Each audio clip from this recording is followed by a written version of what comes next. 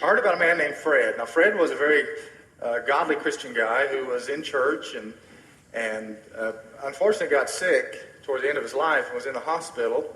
His family was very concerned about him, felt like he was possibly at the end of his life, and so they asked for the pastor to come and visit him in the hospital. And the pastor came into the room and went and stood by Fred's bed. Well, unfortunately, Fred began to deteriorate quite quickly at that moment, and everybody became quite concerned, and Fred, rather frantic himself, began to ask for a piece of paper, a pen, something he could write on. And so he scribbled something down very quickly, and just with the last efforts of life, he handed that paper to the pastor, and the pastor took the paper, and of course it was it, and Fred died at that moment. The pastor felt like it's probably not a good time to read it because of the situation, and he just stuck it in his suit pocket.